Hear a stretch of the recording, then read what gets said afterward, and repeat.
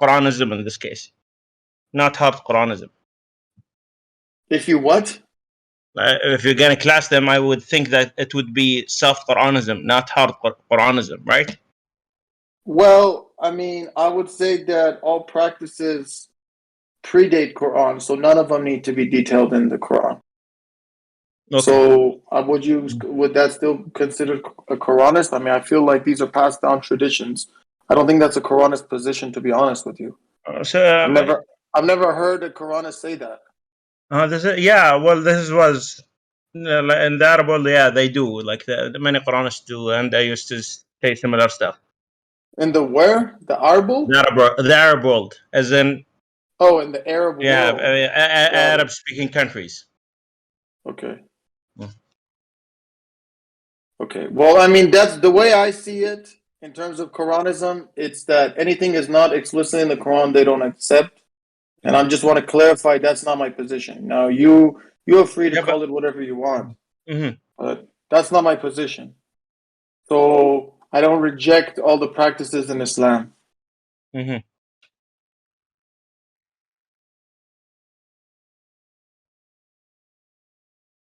I just wanted that clarification because then somebody's going to keep asking. I'm sure more people are going to come, but I mean, even for the sake of you and the basic people that are already here, I'm not I'm absolutely not for having like a hostile discussion. You see? Okay. Sometimes like people can forget that they had the same errors as the person they're talking to, right? Are we setting the ethics of this debate? So, for example, we don't takfir.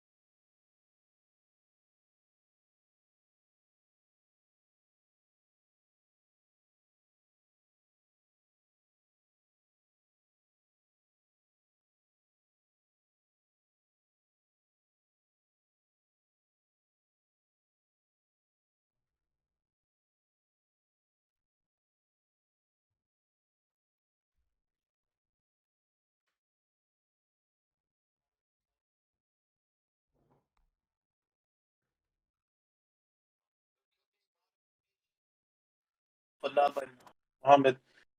No, I don't believe that Muhammad started. Like, for example, if you want to drink water, you have to face Mecca and sip 3 times. This kind of thing. No. Yeah, those are classified as sunnah, not like obligatory orders. Right. But, I mean, for the people in the audience, so just so they don't get confused. What are you rejecting from the sunnah? Are you rejecting laws? Are you rejecting? But hold on. But you say that, but a lot of the hadith, it's not optional. Like it says, you shall. Like I'm talking about Sahih. All right, Sahih, Bukhari, or Muslim, or the others. Like the way that they are written, they're not optional. Many of them. So I don't think any Muslim has a luxury to pick and choose the ones he likes or the ones that meets his personal feelings and belief system. I don't think it works like that. That's just even if I just want to look at it from a authentic hadith perspective. Because if it says the Prophet commanded everyone to do this, or you should never do this, or you should always do this, for example, you should always enter the bathroom with your left foot. That's not optional. You should always lick your fingers after you do this, or you must do this. These words are used repeatedly on many, many topics in hadith, so they could become commands. What I'm saying is, what my position is The Quran is the only source of religious law. Hadith can have some history, have some narration, have some ideas, some accurate information transmitted, but it can never be a source of religious law because Quran says it's complete as a source of religious law. So I can give an example. For example, the Quran has no punishment for apostasy. It says leave him alone. It says the idol worshiper comes to you, you give him safe passage, he leaves. That's it. But Hadith says anyone who's apostate, you can behead them. So this is a direct contradiction, and that's the Sahih Hadith. So this is not correct. You cannot have a religious law that's not in Quran. But you can read Hadith all day. I have no problem with studying them and learning history and this kind of thing. Okay, I see. I see. So that's why, I don't know, it's kind of hostile when you put it as rejectors of Sunnah, because if you're going to say the way of Ibrahim and the way of Muhammad is Sunnah, then fine. I have no problem with that. When we say Sunnah, we mean like by the Prophet's Sunnah. Yeah, but the way you're phrasing that is problematic, because you're saying that it's definitely the Prophet said some things, and I'm definitely opposing those things. I don't see it that way. Well, correct me if I'm wrong, but you made like the claim that if there is a law made in the Sunnah, you'll reject it because it does not go with the Quran. No. Or it wasn't explicitly mentioned in the Quran. No. What I'm saying is that Sunnah of God, the Prophet but you're talking about would Sunnah never of say. the Prophet. Yeah, the Prophet would never say things. This is the difference, and this is the problematic point. Is you're saying the Prophet said this, and saying I know he said it, but I deliberately want to disobey him. That's not what I'm saying. I'm saying that he would not say anything outside of Quran in terms of religious teachings. That's a much different point. So it's not like I acknowledge that he had these practices, but then I look at them and I just refuse to accept them. That's not how it is. Right? Because the way you're framing it, it's like, well, I'm just disobeying the Prophet. And I don't believe in disobeying the Prophet. If I'm standing in the Prophet, he says jump, I jump. He says pray towards China, I do it. He says Jerusalem, I do it. He gives me any orders. He says come, go, anything, I do it. So this is not an accurate depiction. Okay. Respect. Okay, and But you're not really rejecting the Hadith here. yeah, that's. So I mean, I would change the title into a more neutral title, to be honest with you. I mean, fine. I just thought that your position was you reject certain hadiths and you leave some. No, I thought the problem was the validity of the hadith. No. That's a separate topic. We can debate validity of hadith, but that's not the topic. That's not the point. The point is that I don't see hadith as possibly even a source of law. That's khalas. That's it. They cannot be source of law. Khalas. Mm-hmm. Like, it doesn't matter. You can To get be all honest, the chain narration in the world. To be honest, that would be a very short debate. Because we don't really disagree with you. Yes, the hadith is not necessarily a source of law. Anything mentioned in the hadith and not mentioned. Not necessarily. So apostasy is an example. How about stoning? Stoning for adultery. I mean, we can give so many examples that have no basis in the Quran. One second. Yeah, so all of these rules about capital punishment, about crimes, about alcohol, about drinking, drugs, all of these things. Anything, judicial system, legal system, rulings on, for example, if a woman walks in front of you during prayer, if a monkey walks with you, if you do this with your hand, if you do that, all of these things, they have no Quranic basis. It's not that I pick and choose. It's that hadith cannot contain religious decree. They cannot contain religious authority. I cannot look to hadith. I cannot look to hadith for religious authority. I'll explain to you how the Sharia law system works and functions. So we have hudud. which is basically laws derived from mutawatir hadith and the Quran. Yeah? And we have Sahih hadith. Now, when we have a punishment mentioned in Sahih hadith, we have two options. Actually, it's ta'zir. So it's up to the judge if he wants to implement this law and punishment I don't for see it Sahih that way. hadith. Yeah, But for it's not hudud, optional. for example, if the Quran says if an adulterer, if a person commits adultery, he must die. The method of death was not mentioned. So we look at the traditions, how the Prophet did it. But there is no such verse in the Quran. Yeah. There isn't? Yeah, No, there is no such verse. people who believe in it say it's mansukh. No, there is no such verse in the Quran. No, I'm saying people who believe in it say it's abrogated and recitation only. No, it's not even about abrogation. Nabil, like I gave several answer, like not your position, not my position. Like if you open the Quran today, you will not find the verse. Okay.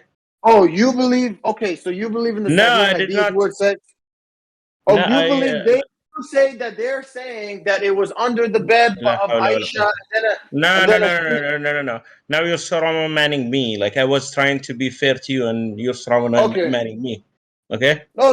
Okay, I'm not making it about you. I'm saying Uh-huh. the way I understand what you're saying is you're saying the people that believe that this was an existing verse.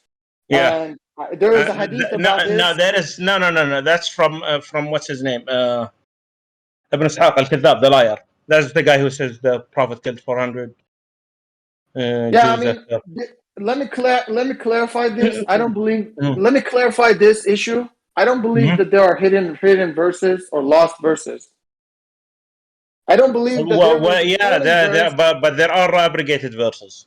That's absolute. I don't believe that. Fine. The Quran says His word is never abrogated. The Quran God never abrogates. No, it does say. No. It does say. Okay. It says we'll discuss it in the debate then. Okay. Right. Okay, are you guys ready? So I can. But here's the thing. Like the problem is like the way I see it, it's gonna be extremely short. That's the issue. If it's only whether how to say it, like if the Prophet says it and you say the Prophet says jump, you will jump. I'm kind of lost. Like, but what you get from him is not law. So basically, no, because I'm talking about orders, right? So let me make this distinction from you. If he gives orders during his life, he can do that. In regards to battle, in regards to personal he cannot issues, make legislations. He's not a legislator. No. He can based on the Quran. That's it. He can implement Quran. That's it. But he cannot say the punishment for Quran on adultery is lashing, but I deem it to be stoning. He can't do that. He can't have other laws outside of Quran. But he can give orders all day. He can tell me go run to Medina and come back because my job is to obey him as a messenger. That's fine. There's nothing wrong with that. He says pray this way. I do it. Anything during his life, I'm there. I take it 100%. But in terms of like you're saying, legislation and laws, and you shall do this and you shall do that, and commandments, no, he doesn't have anything that's applicable to me today. But I'm like, I think like the issue that you're saying is like, like it's kind of like throwing the baby with the bathwater, right? Why? No, it's like, not. No. What you have as an issue is like few hadith. There's a large collection of hadith. No. The only baby here is the Quran. That's the baby. The only baby here is the Quran. So here's the thing. Like, I just like establish that the Prophet word is how do you say like has authority, and then for that time, and actually, this is a really interesting point because in the Quran, no, it's for forever because the Quran is not for that time; it's for every time. So I can refute that idea because in the Quran, every time it talks about the Prophet, it's talking about his life. So it says, for example, don't raise your voice over the Prophet. It's not for now because I can't raise my voice over him. He's not here anymore. So when it talks about the prophet, look at the verses. It's talking about when he's alive. So the issues today. So for example, if I want to give spoils of war to the prophet, I can't do that, right? There's many things that talks about when it says the prophet. It's not applicable anymore. Well, right? I mean, here, let me give you an example. I actually have the exact opposite opinion. I have the exact opposite opinion, actually.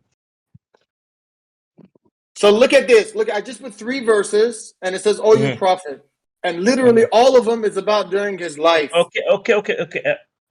Should we start right now then? Because I'm ready. Sure, if you're ready. Yeah, sure. Yeah, I am ready. Okay, so go ahead.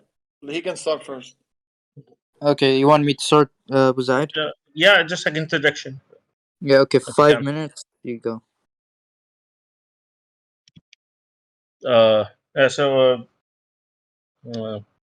Peace be upon you all. I'm Ali, aka Buzaed. Ex-Qurani, you could say. Like a soft kind of Quranist. Like I did not reject Siyam or Zakah or all of that. Like I had no knowledge of what was called, what's the term for, what do you say it like? Sunnah i'tibariyah. And that's actually the thing that unraveled the previous belief that I had, like, and that's when it changed. So, and then this, I'd like to, like, before we start, like, that I see like kindness and how to say, like, dedication from Brother Naveed, and I pray that Allah Subhanahu wa Taala guide us all to the righteous path. Okay, and before I start, I'd like to recite a couple of verses, if that's okay. رب اشرح لي صدري ويسر لي أمري واحلل عقدة من لساني يفقهوا قولي.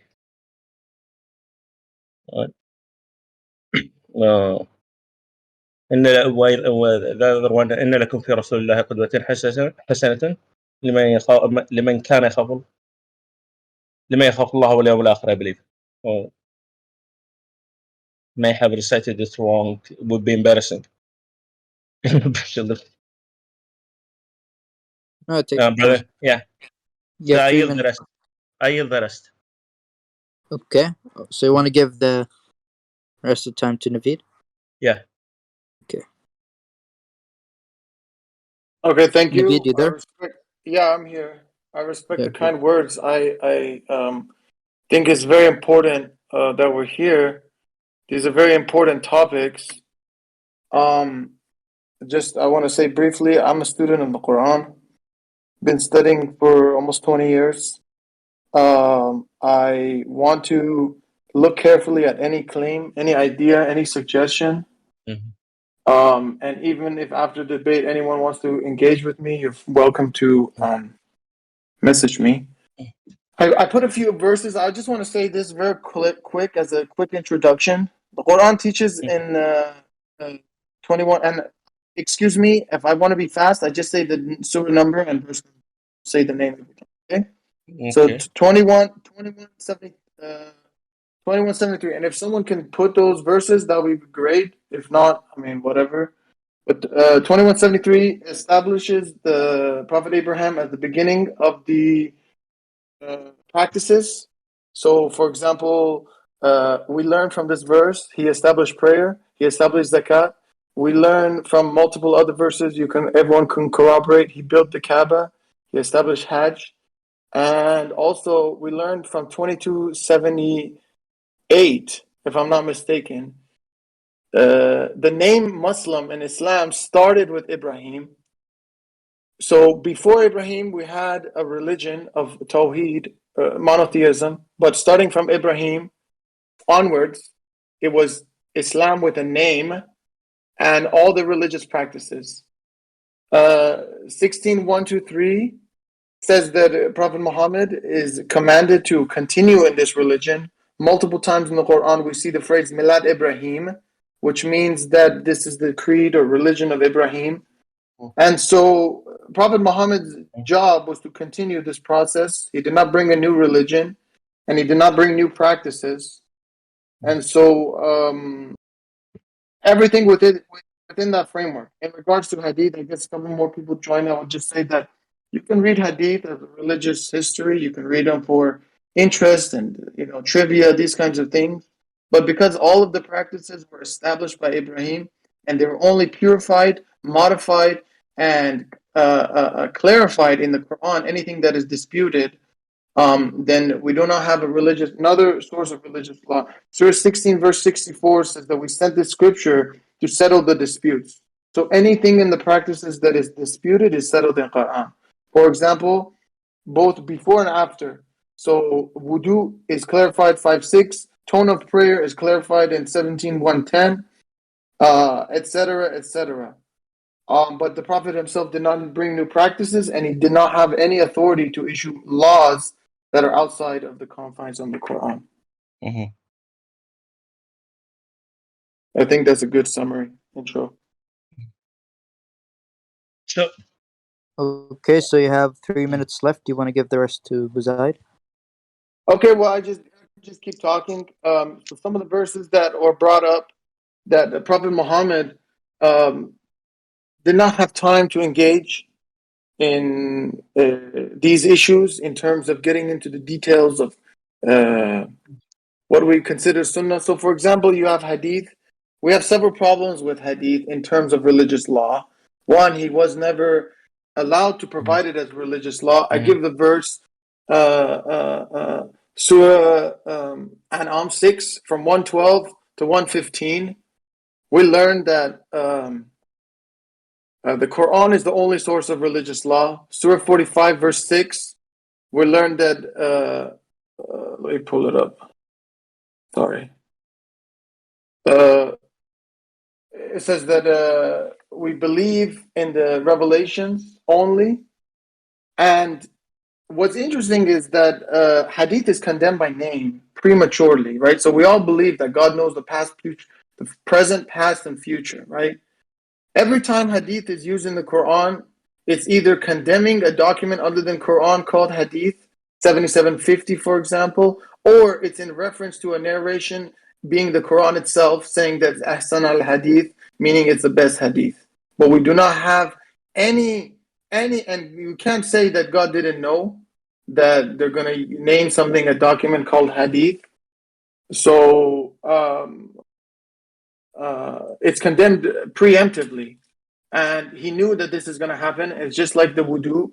He knew that people are going to wipe their feet instead of wash their feet. So even before that, he established in Quran and Surah Ma'idah verse 6 that you must wash your feet. Same with the tone of prayer, 17:110. Same with zakat, which Muslims gives once a year. Quran 6:141 says day of harvest. Go ahead. Yeah, okay. So 3 minutes for Buzaed to respond to that. No, he can finish if he feels like it. There was, if you want to finish, you can go on, Naveed. How much time do I have? Check as much as you need. You ran out of time, but we can give you an extra minute if you want. No. Take it as much as you need. It's okay. No. I just wanted to just say this last thing that the Quran, like I said, deals with issues that are distorted. So a common question you hear is, where are details of this prayer or this practice or that practice? And the bottom line is that these are preserved by God, universal unity. So these are preserved the same way that it's preserved, we know from Quran, from Abraham to Isa to Musa to Dawood to whoever that they, and this is an important point. I'll just end with this, inshallah.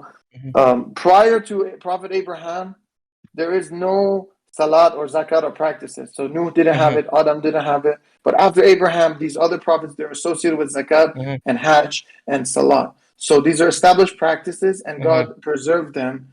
And those preservations had nothing to do with hadith. Okay, I'll stop there. One thing is, like, I think we like on the main issue, I think we agree actually. Yes, the only source of law is the Quran, and the Quran establishes the prophets as another source of law, as a source of law too, including with the Quran, not despite of it. And there are many actually verses mentioning that. In fact, like brother Quran Talk, I believe he has the sides with you on many of these issues.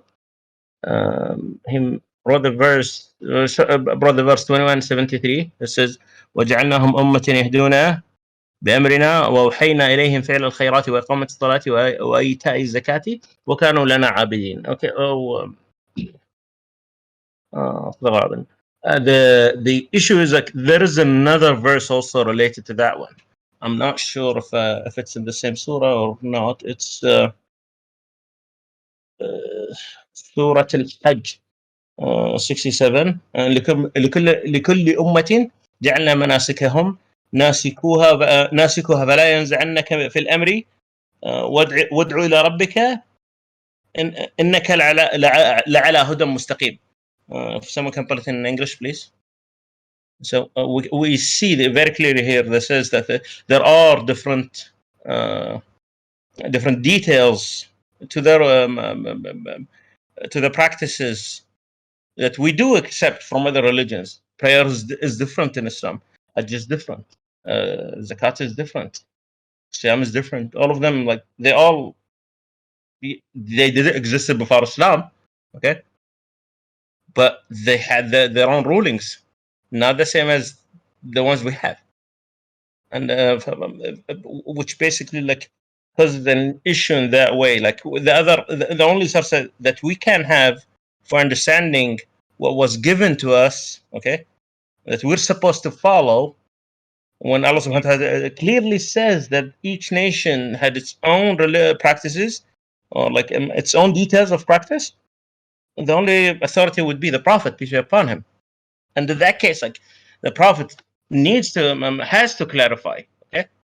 And one contention was Brother Naveed mentioned several times, which there are like different camps on the issue of apostasy in Islam actually, and I think it's actually very dangerous for someone, especially since he's obviously honest and dedicated. Like the way I see it, it's especially dangerous to dismiss all of those without taking a look at them and seeing what's the issue. One of the camps actually is like what I hold to.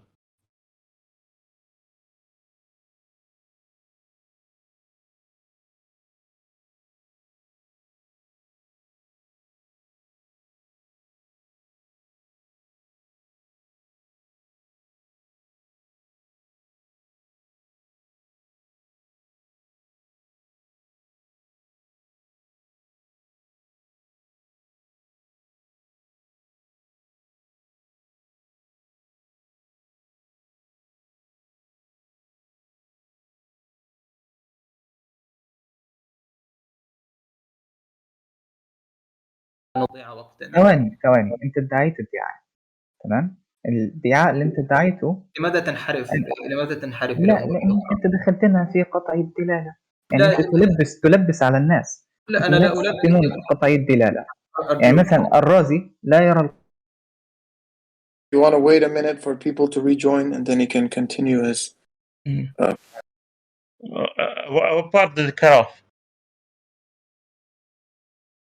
Like you I'm sorry, by the way, it wasn't cancelled. One of the mods accidentally closed the stage. I apologize. You were talking about the Prophet Muhammad came. You said that he had to explain things. No, okay. You can wait for people to join back. Yeah. If anyone's joining. Yeah, people are gonna join back. Just one second.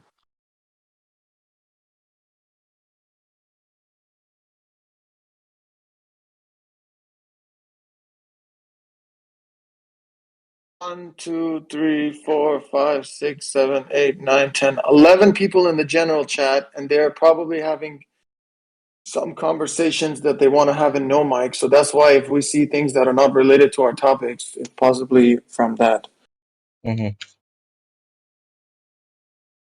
Yeah. Hey, Buzaed, where did you learn English? San Diego. So are you American? No, I studied there. Oh, like a study abroad program? Mm-hmm. Got my degree from SDSU. What did you study? Anthropology and archaeology. Oh, that's right. You mentioned that.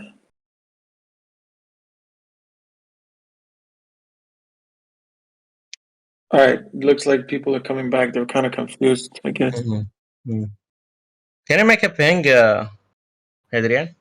Or And it should show up. if you can make a ping. Huh? Yeah, ping people, let them know.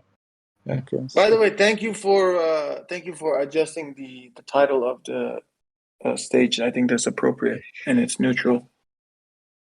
Okay. And I just want to say that I appreciate the respect.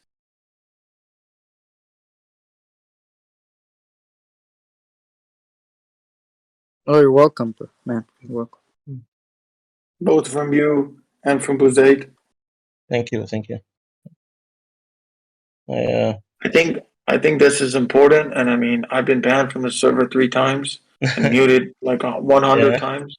Yeah. Oh. I don't know how. Go on.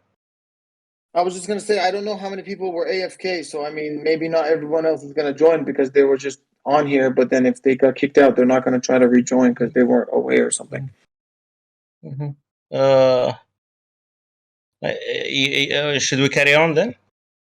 Yeah, go ahead. Continue what you're saying. You're talking about the Muhammad explaining. Go ahead. Yeah, the Prophet, peace be upon him, needed to explain these laws because they're different for every nation, and the only way we can find that out is through hadith. Okay, and there are other issues related to that. In fact, like if you condense, basically, if you count the number of ayats in the Quran, there are about 6,500 ayat.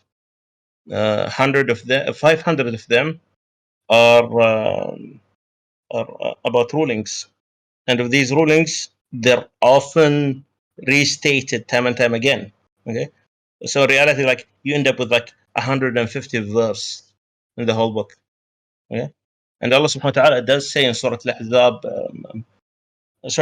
in one surah, I forgot the number and the name. It's إن لكم في رسول الله قدوة حسنة. Let me look it up. إن لكم في رسول الله.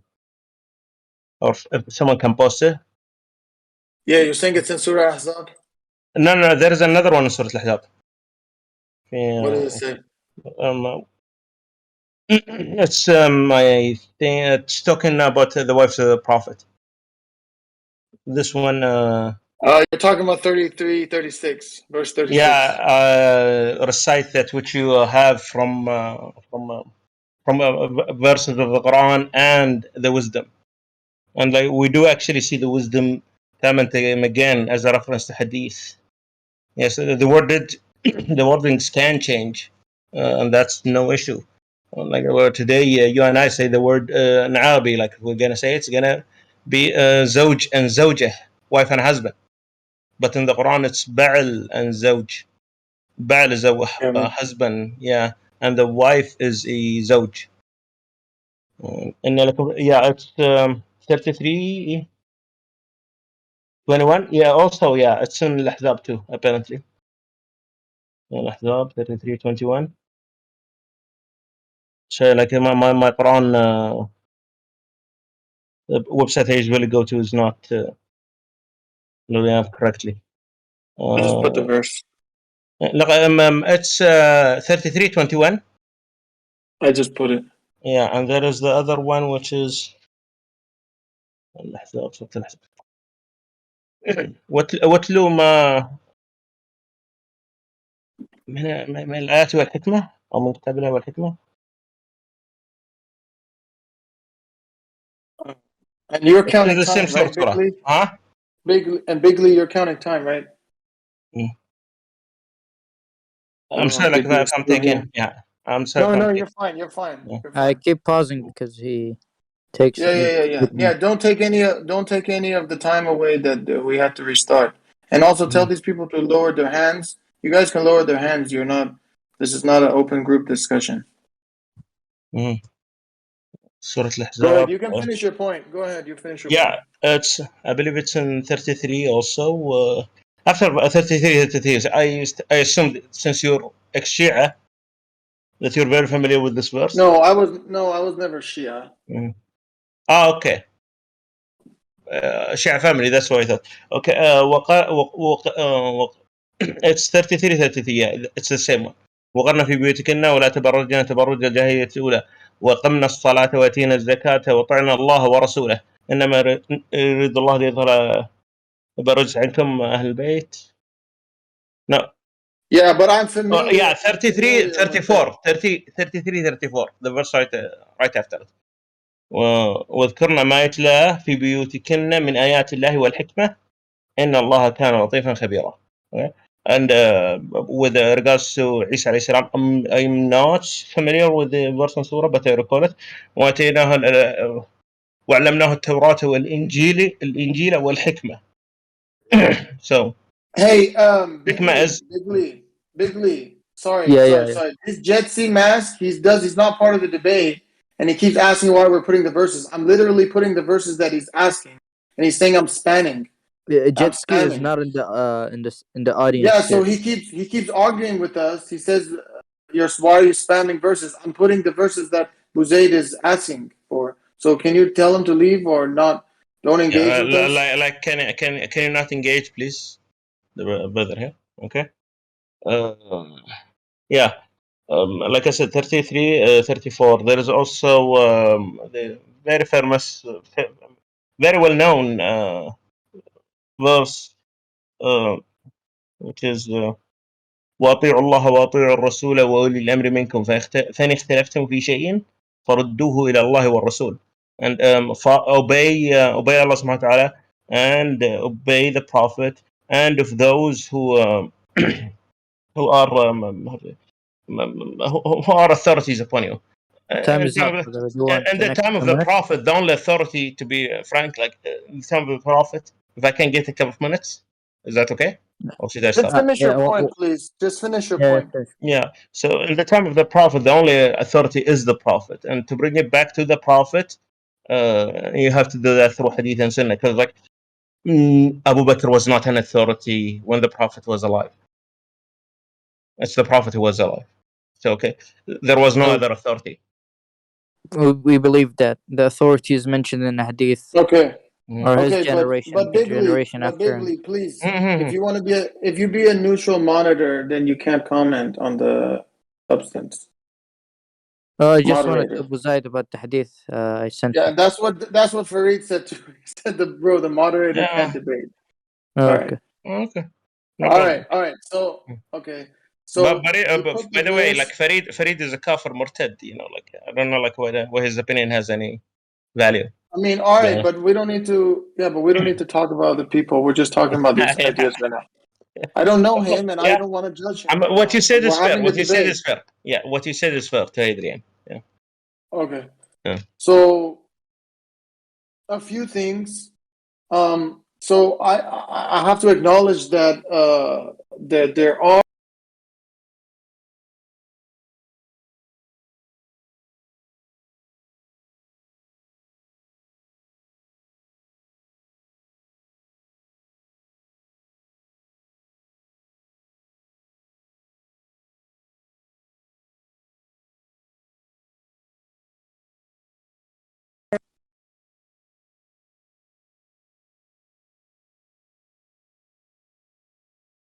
What's happening? Like, I don't know. Mods keep joining and accidentally closing the stage. I really hope the mods be careful with that. Mod. Who's Abdo? Abdul, he is the head administrator. So you can go on with your point. I'm gonna restart. Okay. I mean, but now a bunch of people left. We had 8 people, 9 people. Now I don't know. Do you want to wait until? Okay, I don't know. I don't know. Does anyone else want to join? I don't know. It's disruptive when this happens every time. Yeah, we'll just give them. I mean this. So, but okay, but this is another reason why I wanted to use the server that I'm on, because I would have full control, and this would not happen. You know, no one would be able to just shut down the stage. And more people are joining, and it's just disruptive when it keeps, because think about it. You're driving on the road, and then you're on this, you're listening to this, and then it shuts off. Agreed. And then you fall off. You cannot do anything. Yeah, but okay, like how, like since you're like we're so generous to join here, like if we follow up this debate, for some other time, I'll do That's it fine, but that's fine. But okay, so yeah, that's fine. All right, so it's still less than the number of people that were here, but whatever, I can continue. But I don't even reckon there was more people, but they're gone now, I guess. All right. So I can continue the point. I just, man. What? I was saying So before it was about the death of. Sorry. I'm not saying anyone had an intention, but I just got confused by the shutting off the debate as soon as I wanted to start. Like I literally forgot 3 things I was going to say. I wrote some of it down, but all right. It was about the authority of the Prophet, like after his death. And okay. So I have to acknowledge. We have to acknowledge, based on the Quran, that there are certain decrees and practices and specific rights of what is this? Why are you arguing about his fat? What are you doing, man? Come on, you're distracting me. Well, Farid is distracting me. Yeah, like I said, he's a troll, and he's. All right, just why are you? He's like an actual murtad. I'm not kidding. Like he is. All right, how about everyone that's involved with the stage don't say anything that's not related to the stage. Yeah, okay. In the text and also here. Anyway, because you engage with him, you ask him questions, he goes back and forth, and I'm trying to use this voice chat for verses and other things. He's not a murtad. Murtad, you mean? Whatever, just whatever. No. Muhammad. Yeah, I don't want to talk about him, though. All right. Murtad. All right. Can I take my turn? Can we? Okay, we're getting diverted. Yes. Go ahead. Sorry. Yeah. Okay, so there are certain practices that are decreed for specific communities. That's 100% acknowledged. But the fact of the matter is that the pillars of Islam are unchanged, and they are from the Prophet Muhammad. They're from the Prophet Abraham, passed down to Muhammad. And this is, so we're not talking about a particular sect of Hebrews or a particular group of Christians or whatever. I'm talking about the practices of Abraham. And you know how we know that's true? Because if you believe that between Abraham, Ismail, and Muhammad, there is no prophets that we know of. And as far as we know, there's from no other... From Ismaili line only. That's right. Yeah. So the line that came down from Ismail, from Ibrahim to Prophet Muhammad, they estimate it's about 22 generations, whatever. Right? It can be 20, it can be 22, whatever. That's not the point. The point is that it doesn't matter. Yeah. What matters is just let me speak on my turn. Yeah, go on. Sorry. Just what matters is these practices are passed down intact from Prophet Abraham. So the pillars, so if some Hebrews from the tribes of Joseph got certain decrees, sure, that's between them and God, but that's not what we're talking about. We're talking about, and in the Quran, if we read it, what's the verse? Can maybe somebody in the audience help me? The verse that talks about Abraham, he's not Jewish, he's not Christian. Yeah, he's a monotheist submitter. Hanifa Muslima. Yeah. Hold on. Let me. I just want to take that. Yeah, it's 367. Yeah, 367. All right. So I just put these verses. So Milad Ibrahim, this religion, Muhammad's religion is called Milad Ibrahim. Muhammad is commanded to follow his religion. It includes all the practices. 367 says that he was a monotheist submitter. He was never idol worshiper, and he was not Jewish, and he was not Christian. So all of these other practices and decrees that Abu Zayd is talking about, they have nothing to do with Abraham. Abraham built the Kaaba. He established zakat.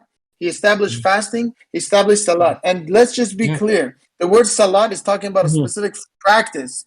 Okay, some people say that it's salat changes over time or you interpret it. No, salat is specifically the bowing, the prostration. And actually, we have evidence that during the Prophet Muhammad's time, they did salat because it's in the Quran. So these practices were established. And also, 20 seconds left, by the way. Yeah, I just want to use my remaining time to give this these verses.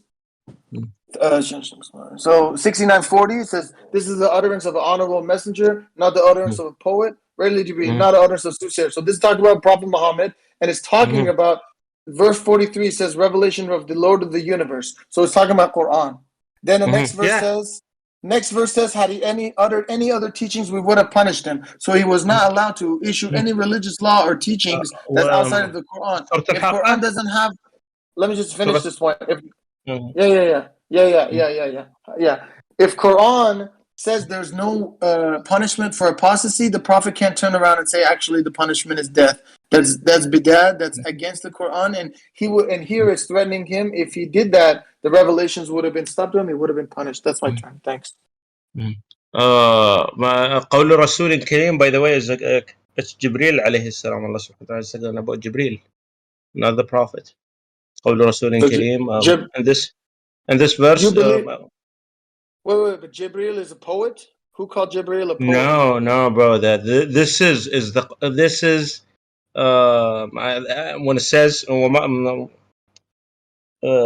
وما بقول شاعر, referencing the Quran.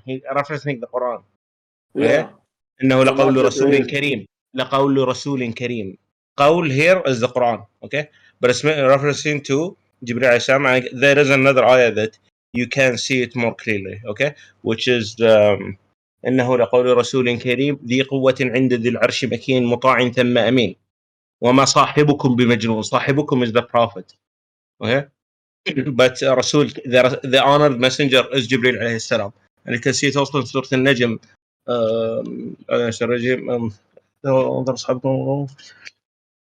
إنه علمه شديد القوة ذو مرة فاستوى وهو بالأفق الأعلى ثم دنا فتدلى فكان قاب قوسين أو أدنى. This is all a description of Jibril alayhi salam, not the Prophet.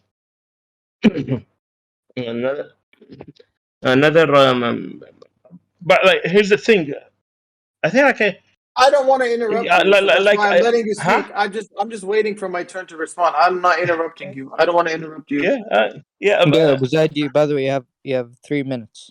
With the whole thing, like I see that what you're trying to say is that these practices are sunnah i'tibariyah, therefore we accept them whether they're hadith or not. And like sunnah i'tibariyah means inherited sunnah without necessarily a statement or a chain of narration. What's it called? A considered sunnah or sunnah by virtue of practice. Let's say, like how a corporation is called a person, kind of like that. They're not an actual person. Okay, so this is like what you're trying to establish is sunnah i'tibariyah. And like for me, when I say a Quran or like someone who is not look at the hadith as source of law, however he acknowledges sunnah i'tibariyah, then I think like they're not.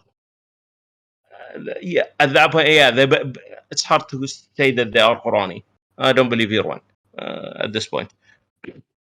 With all the issue, but there are some stuff that can be confusing or missing. The brother mentioned the killing of the apostate, and there is a good deal debate for it.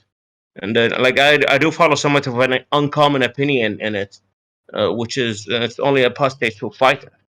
However, like that opinion does exist, and there are precedents for that. And in that case, there is a had actually in the Quran, and you can show it, which is the إنما جزاء الذين يحاربون الله ورسوله ويعيثون في الأرض فسادا أن تقطع أيديهم وأرجلهم من خلاف. It's that one, حرابة, the head of حرابة. If someone can pull up the verse, and this is like would be the source of killing apostates, because like we actually do have from our tradition many If you can apostates. if you can put the verse number, I'd appreciate that. Huh? If you put the ayah up, I'd appreciate Yeah, it's that. 533. إنما جزاء الذين حاربوا الله ويسعون في الأرض فسادا أن يقتلوا أو يصلبوا أو تقطع أيديهم وأرجلهم من خلاف أو ينفوا من الأرض ذلك جزاهم في الدنيا ولهم في الآخرة عذاب عظيم. This is like would be the start for killing apostates, but that's not applicable for every apostate. I did actually address that Quran talk, and there is actually from Hadith and from our heritage as Muslims precedents for showing that not all apostates are immediately executed. In fact, Imam Malik believed that it only applies for men, not women. And because like the hadith that the people usually use to justify killing apostates is about war actually in reality. Like he 20 who seconds leaves, left, brother. yeah, he who leaves his religion and the group. Why would the group be important? When you actually look up in the dictionary, al-jam' and al-jama'a means the army. So there's like a reference to treason. And this is like I say, well, like you're throwing the baby with the water. Like there are too many good things in the sunnah to dismiss it immediately. Okay, I'm like jumping at this without like trying to look at the different opinions might be leading to a might get you into a bad place. I was there, so I would not wish it upon you, to be honest. Okay, Naveed, you have 3 minutes and a half to respond. Thank you. I appreciate that. So this is where we get into these problems, right? Because obviously every madhab, every sect, every group is going to interpret these differently. I just put the hadith. It's very clear. It's very unambiguous, right? I mean, if you see something like this in the Quran, please show me. It basically says, Ibn Abbas narrated that the Messenger of Allah said, he who changes his religions, kill him. It's very brief. It's very to the point. It's very clear. I put the hadith source on that.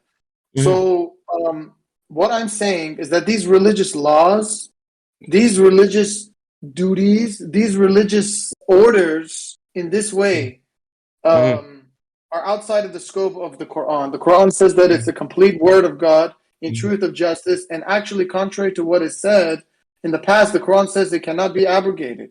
It says these words, none abrogates the word of your Lord. We agree that the Sunnah cannot. We agree that the Sunnah does not abrogate the Quran. That would be an abrogation because the word You and I agree on that. No, but hold on. No. But the example you gave is in reference in 533. That's in reference of waging war. So we're not talking about waging war. We're saying but okay. But the idea is, and how it's applied in the Muslim countries, the Muslim world is, if you're born Muslim and let's say you're 18 or 20 or whatever, then you become a different religion. That's murtad. Murtad carries death penalty. There is no argument about that. There's no dispute about that. You're talking no. Actually, majority of Muslim countries don't kill apostates. No.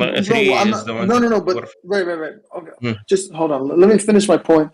So there is no debate about that. So the issue is this. The issue is that the word of God. Oh man, can you remove this Ibn Ibrahim guy? He's a troll. He's a troll. No, but let him be. Let him be there. All right. I can't. That's actually good, So like I showed it to Ibn Hawazin. Okay. So sorry. What? Okay. Sorry. I gotta go back to what we were talking about. I paused the time for you. So you have 1 minute and a half left. Okay. I just want to clarify that. Take as much as you need, bro. Go on. Surah Haqqa, that's not the Quran itself in terms of the utterance, and that's not Jibreel because Jibreel didn't utter anything to the people. The utterance is the messenger of God, is Muhammad. The utterance in 40 is Muhammad, and Jibreel was not accused of being a poet.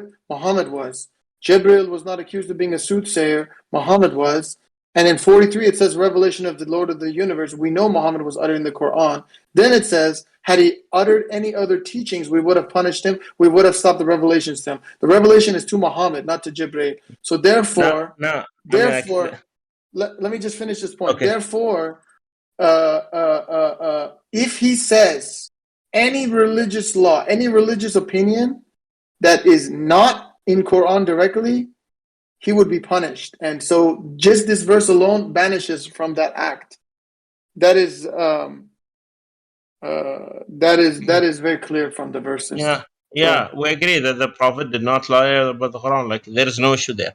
The what I'm mentioning, like when I say the reference to Rasul Kareem here, it's a reference to Jibreel alayhi salam because of these following verses. Like, take a look. It's 81. I'm gonna type it. 15 to 20. You see? Oh, sorry, that's in English. I'll send it again in Arabic. It's in Arabic, but I'll send it in English. That's fine. I'm putting in English also. By the way, I have a question. What is this translation? Who made this translation? But like, we're still on the debate. Like, can you leave it for later? Before, wait, sorry. But Navida, before, who made this translation? The one I'm posting? Yes. It's Rashad Khalifa. Dr. Rashad Khalifa. Wow. Rashad Khalifa? Yeah, I mean, he was the first native Arabic speaker to translate into English. I don't know of any others. Do you know of any? There's Arabic? I mean, there's a lot. Here's the thing. From what I understand about his biography is that he went mad later.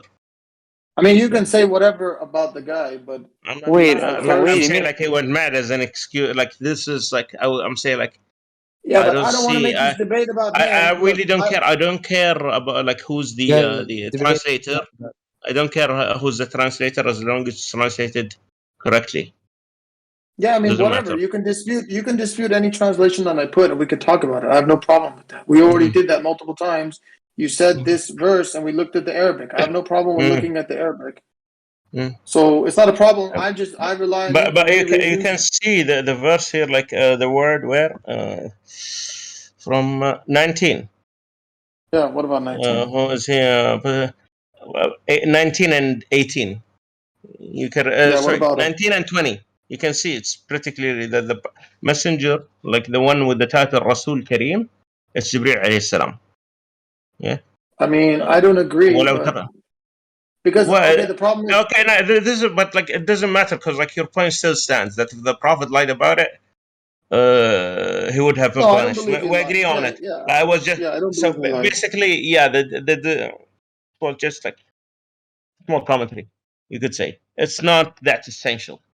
In any case, like, it's impossible for the Prophet to lie about Allah subhanahu wa ta'ala, or like say something that Allah subhanahu wa ta'ala would not allow him to say. Okay? The thing is, like, he was allowed to give extra stuff. Because believe me, bro, like, you have 150 ayats that are legal rulings. Look around. You'll not have enough. Can you give some examples of the ayats, please? Ayat that has rulings? Yes. Yeah, okay, there's one that he mentioned in Surah At-Tawbah, which is وَمِنَ الْمُشْرِكِينَ اسْتَجَارَكَ فَأَجِرْهُ حَتَّى يَسْمَعَ كَلَامَ اللَّهِ. And if one of the mushrikun sought your protection, then give it to him until he hears the word of God. This is a ruling, you see? Because like Allah subhanahu wa ta'ala is telling him to do something, telling the Prophet, telling the Muslims to do something, okay? And when it talks about the Prophet, like, and stuff like other verses like Surah Al-Muzammil or Mudaththir, Muzammil, قُمِ اللَّيْلَ إِلَّا قَلِيلًا, do Qiyam, prayers of Qiyam, except for. But who's giving the order in 9:6? I put the verse. Who's giving the order in that verse? It's God. It's not Muhammad. That's the verse you referred to. That's not Muhammad giving the order. That's God. Those who worshipped. Yeah, I'm saying like this one. What safe passage? Oh, you're talking about from the Prophet? You're asking about the Prophet. Yeah? Like, bro, again, bro. Like, here's the thing. we agree on the issue that the Prophet is not legislating out of himself.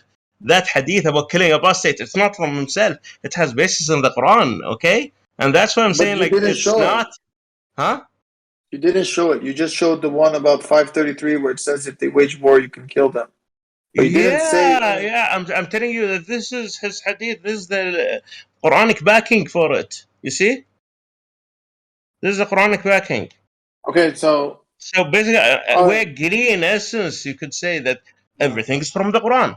Okay, there are the details has to come from the Prophet, because like if you're taking it just with the wording of the Quran itself, well, then how do you say, like plastic, you know, like or vinyl is good enough dress for women. It covers their indecencies.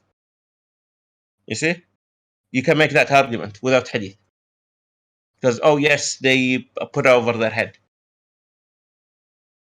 or like other stuff like not killing animals in Hajj, where you can say like, okay, I didn't kill an animal, I killed people.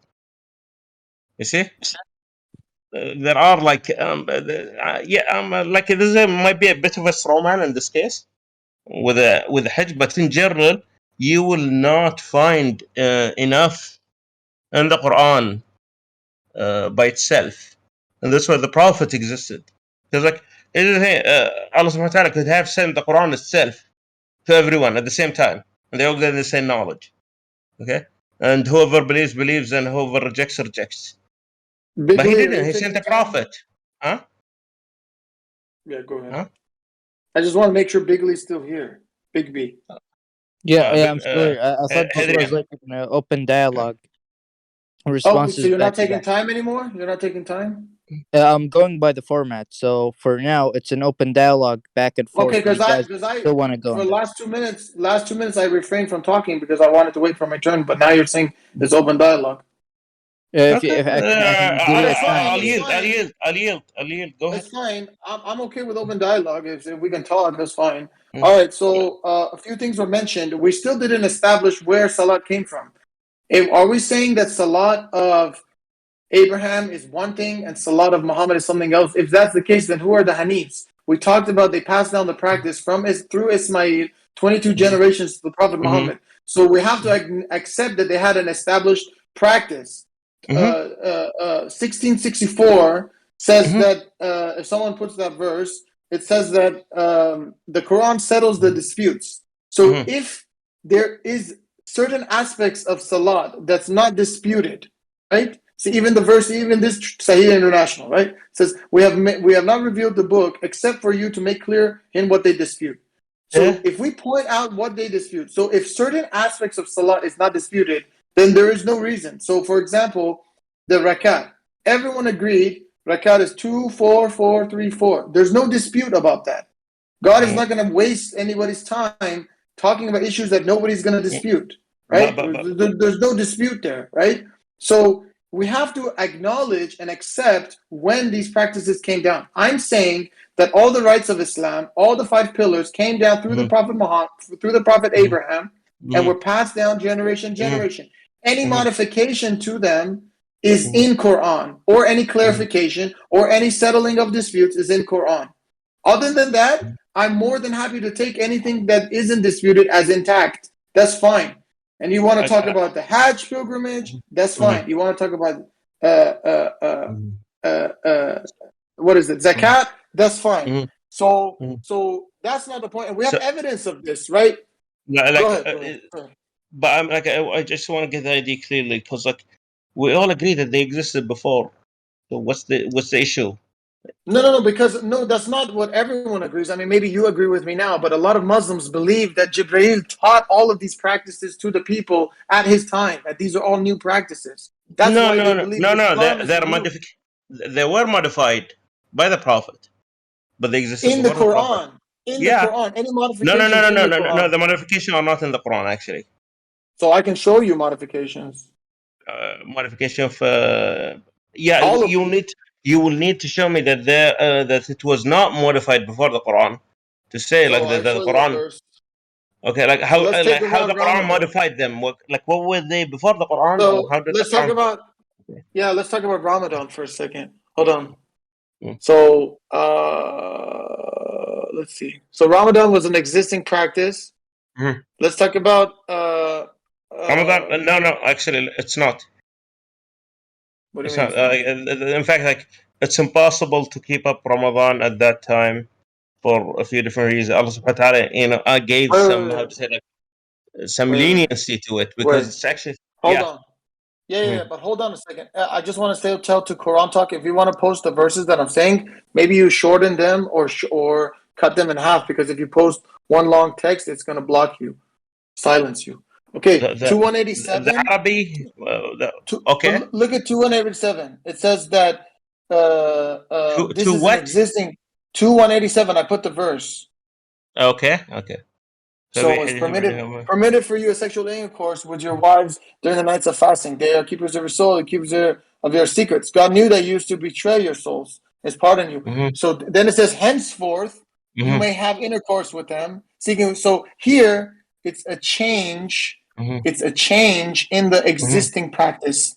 Siyam existed. But Siyam existed, but not Siyam Ramadan. Not Siyam Ramadan. Yes. Why not? Not Siyam Ramadan because of Nasi', bro. Yeah, well, I mean, that's just Are you familiar with Nasi' or no? Go ahead. Yeah, there are actually before Islam, there used to be 13 months in a year, not 12. Okay, I mean, that's a separate that topic. We period have to investigate that. Well, how then it cannot be Ramadan, bro? You see? So wait a minute. You're saying that the Islamic calendar was started by Muhammad? The Islamic calendar, no. Allah Subhanahu wa Taala did not forbid Nasi' until No. The months. Until the no. They existed, like the Arabs believed in 13 months before the Prophet to basically adjust the lunar year to the solar year. And so that's because not what many I'm of saying. them I needed just to raid. searched this. I just did a brief search, and it says before Prophet Muhammad they had 12 months. Akhi, the verses in the Quran. Show me the verse. The verse in Nasi. Okay. Okay, look. And Nasi زيادة في الكفر. Hold on. These are the months of pre-Islamic Arabia. So we have Muharram, Safar, Rabi Awal, Rabi الآخر, جماد الآخر. Yeah. رجب Ramadan, Shawwal, Zulhijjah. These months existed before the Prophet Muhammad's life. Yeah. These are and I'm saying, like, there was an extra one. There was not an extra one. It says there's 12. Yes, bro. It's in the Quran. Give me the verse. In the Quran, mention the Quran. Okay. Give me the verse. Surah Tawbah 9:37. By the way, 5 more minutes for open dialogue, then we can go to Q&A, where people can ask questions. So, yeah, that would be good. Q&A is good. So, you're talking about the altering the sacred months. That's not what we're talking about. No, sacred bro. months. This is, bro, akhi. This is my field. Like, no, but I understand, but what you're saying is not accurate based on the verse. Look what it says. It says they preserve the number of months. So they agree it's 12. It's saying they preserve the number of months consecrated by God. So the number of months is always 12. They're just switching the sacred months and the regular months. That's what this verse brother, says. No. That's not what it says. Okay, give me your translation. Okay. Okay. Translation, I read the Arabic, bro. Okay, just put the Arabic. Okay, do you want more proof, something more power? Of course, like, there are dictionaries and whatnot, but how about something outside of Islam to show it's like it did exist? The Coptics still have it. But hold on. But you're referring to the Quran. Let's just focus on it. Give me the Arabic word that you're saying is backing up your statement. Nasi. Shahar al-Nasi. Oh. It's also exists in the Coptic calendar. Hold on. The Nasi is practiced by the Arab 1 year and not the other. alternatively, like they would alternate. Okay, the Coptics, no, they cut the Nasi in half. So every year they had a Nasi. They had 13 months per year. Okay, and that month for them was 5 days or 6 days. So and for the Arab it was go ahead.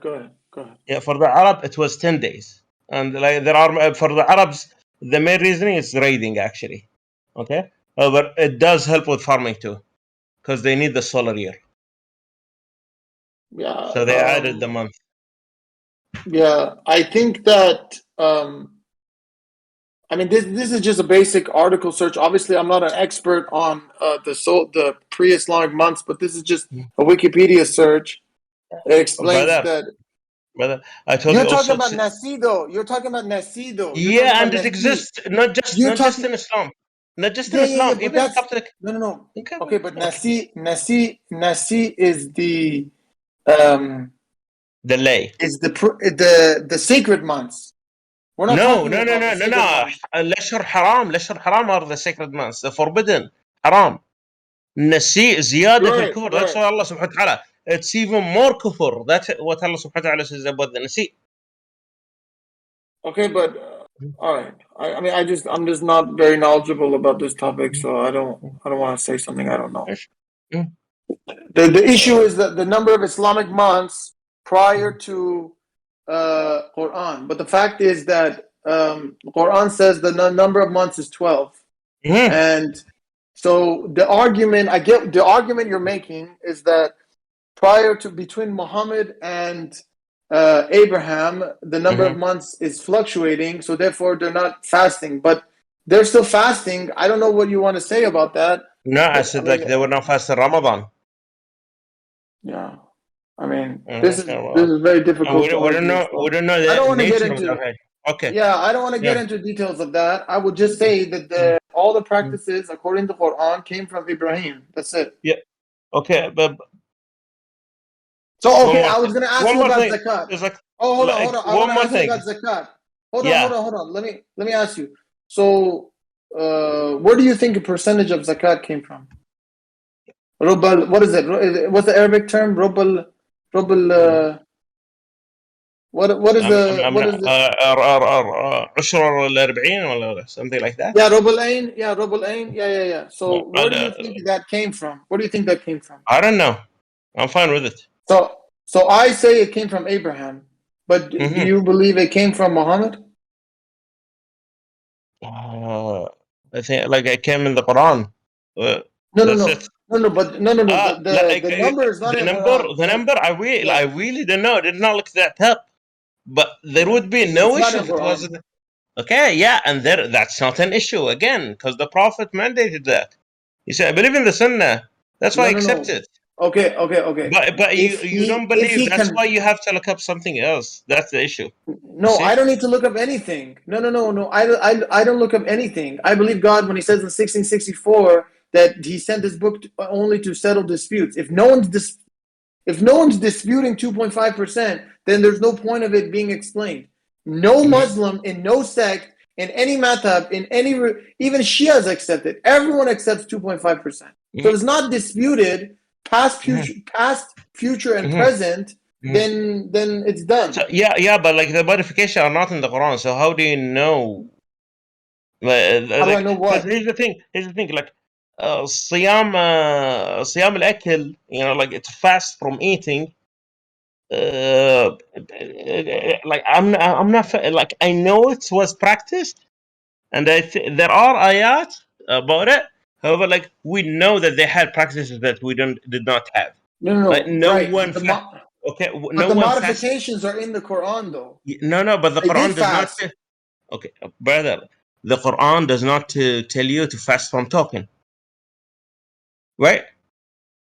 That's right. You don't fast from talking. You're free to talk. No, I don't. And I don't see that. I don't see that practice attributed to Ibrahim.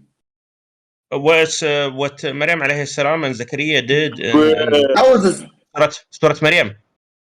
That's a specific order to them, not to everybody. But what was the word understanding of Siyam at that time? So before Maryam, we have Musa who did fasting. We have fasting in the Bible. It's a real thing. People did fast from food and drink. It's yeah, not but why it don't? sounds like But it the sounds Quran, like where did the Quran dismiss it? nowhere. So should we do it or? No. It's not a pillar of Islam. So, This but is how what do you I've know been that? saying Like, from the this is beginning. but this is you see This this is absence of evidence. This is not an evidence for okay. absence. No. You see? This is what I'm saying from the beginning Mm-hmm. is that the pillars of Islam are intact. Any modifications is directly and explicitly stated in the Quran. That's it. Yeah, The and pillars of the Islam are details. intact. Yes, and the details are in the hadith. No, but you're missing the point. How did they get from Abraham to Muhammad? They didn't even have من الله writing. سبحانه وتعالى, bro. It's من Allah subhanahu wa ta'ala. Well, I'm telling you, In God this made them case, intact. here's the thing. Yeah, All from right. Ibrahim, like through memorization or what, it's still from Allah subhanahu wa ta'ala. In this case. Yeah, but that's not what Quran Yeah. says. Quran says that it settles the disputes, and this is even before the Hadith even existed. It settles the disputes about the nature of belief. The practices, yeah, What, settles what, the disputes. can you reference the verse? If that's okay. 1664, we put it multiple times. 1664. Yeah. They said وكلوا واشربوا حتى يبين لكم الخيط الأبيض من الخيط الأسود من الفجر ثم أتموا الصيام إلى الليل. Yeah, it says eat and drink. What are it says eat and drink. think? But where is like anything about not talking? No, But we Ramadan know we that's can a form talk. of siyam, like his thing, like Quran mandates siyam, and not talking is also siyam. But the Quran is leaving that aside. I mentioned to you in 2187, it says that it establishes that this practice existed, but it says previously you cannot have sexual intercourse with your wives during the nights of Ramadan. Now it says we modify this for you. So the modification is made in the Quran. It's not a new. You said you do not believe in abrogation. There is no abrogation. That's not abrogation. That is abrogation. The ruling was that you don't have. The Quran. Hold on. The Quran does not abrogate itself. If the Quran says that you cannot have sexual relations with your wife, and then another verse says you can, one says you cannot, one says you can't, that's abrogation. But if God changes some aspect of the practice over 1,000 years, that's not abrogation. When we're talking about abrogation, we're talking about verses of Quran. But Some people believe that verses of Quran are all valid. None of the verses of Quran are abrogated. That's what I mean by abrogation. Okay. But you're missing the point, because Allah subhanahu wa ta'ala here is talking to the Muslims from the time of the Prophet. That you do not. He gave them the permission, which means it was forbidden before. Exactly. Now That means it's an existing practice. That's my point. Okay. It's an existing practice, but then the rule was up to that point. Show that? The rule was. Can you show that? We showed it with the Milad Ibrahim. We showed it many times that no, bro, these practices came from Abraham. Like you're saying it came from Abraham, but this is like extremely broad strokes. Can you give me hard like something? I said 5 pillars. Brother, we all agree that the 5 pillars are from the Ibrahim. From the time of Ibrahim.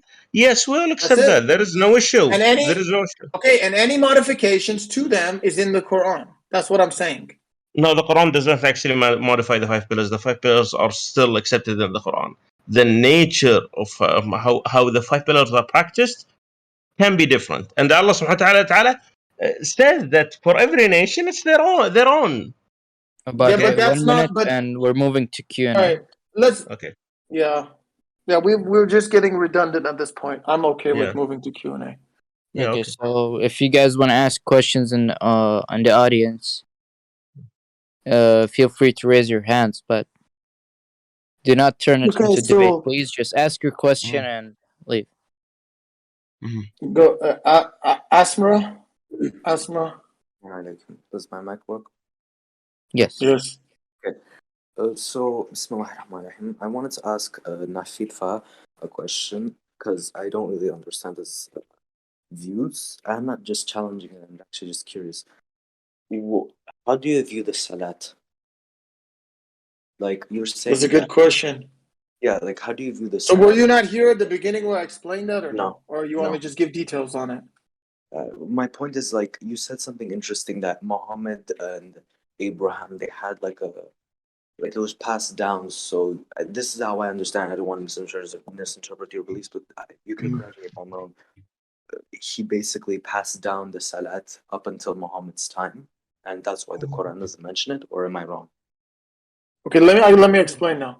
So I've said this many times that all the pillars of Islam came through Ibrahim. It's in the Quran. The name of the religion started with Ibrahim.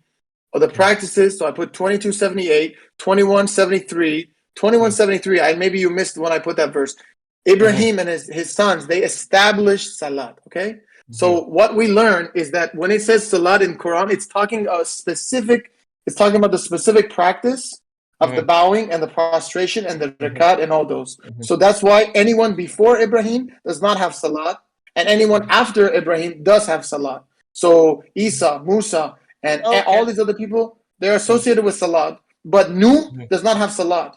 So it's talking about a very specific practice. So now, between Ibrahim and Muhammad, there's 22 generations. It's passed down through Ismail. None of these other tribes are involved. So it's Hanifs directly into Arabia, and it's 22 generations later. Even the idol worshippers during the time of Muhammad did salat. We confirmed this in Quran. I put the verse, is it 9? What is it? 9. What is that verse that they... It's okay. It's okay, bro. Like, yeah.